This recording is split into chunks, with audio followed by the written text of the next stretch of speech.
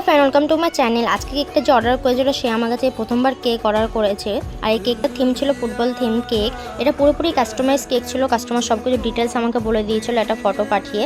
শুধু ফ্লেভারটা সে আমার নিজের পছন্দের নিয়েছিল। যখনই কোনো কাস্টমার বলে যে তুমি টাকার চিন্তা করো না, তুমি শুধু বেস্ট ফ্লেভার কোনটা সেটা সাজেস্ট করো, তখনই আমি তাকে রসমালাই ফ্লেভারটা সাজেস্ট করি। এই ফ্লেভারটা খুবই মজার হয় খেতে। আর এরকম কাস্টমার খুবই কম পাওয়া যায় যারা টাকার চিন্তা না করে বেস্ট কোনটা সেটা ট্রাই করতে চায়। আর তোমরা যারা সব কটা ফ্লেভার ট্রাই করেছো, চকলেট, বাটারস্কচ, ভ্যানিলা, তাদেরকে আমি একবার হলেও বলবো যে এই রসমালাই ফ্লেভারটা ট্রাই করতে পারো। এটা খুবই টেস্টি হয় খেতে আর খুবই মজার হয়।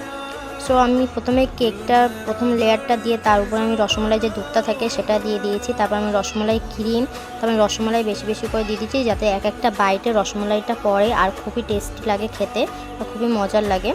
তারপর আমি কিছু চকো চিপস দিয়ে দিয়েছি। এভাবে আমি প্রত্যেকটা লেয়ার করে তারপর কেকটা ক্রাম কোটিং করে ফ্রিজে ভালোভাবে সেট হতে দিয়ে দিয়েছিলাম। এরপর আমি ফাইনাল কোটিংটা করে নিচ্ছি হোয়াইট ক্রিম দিয়ে। এরপর আমি একটা স্ক্যাপার দিয়ে সাইডে সমান করে নেব। তারপরে আমি ফুটবলের আকারে একটু কেটে নিয়েছিলাম উপরে। এরপর আমি চকলেট গার্নাশ দিয়ে সেই লাইনগুলোতে চকলেট গার্নাশ দিয়ে দেবো।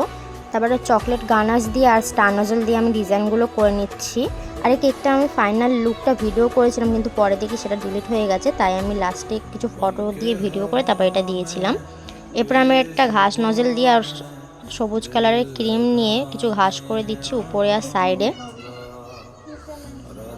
এরপর আমি সাইডটা একটু ফাঁকা ফাঁকা লাগছিলো, তাই আমি একটু গোল্ডেন আর সিলভার কালারের লিপ দিয়ে দিয়েছি। তারপর আমি সিলভার কালারের একটু ডাস্টও করে নিয়েছি আর নামটা বসিয়ে দিয়েছি। আর এই তো ছিল আমার কেকের ফাইনাল লুক। কেমন হয়েছে সবাই বলবে, আর সবাই লাইক, কমেন্ট অ্যান্ড শেয়ার করে দেবে। আর আমাকে ফলো করতে ভুলবে না, আমাকে ইউটিউব আর ইনস্টাগ্রামেও ফলো করতে ভুলবে না।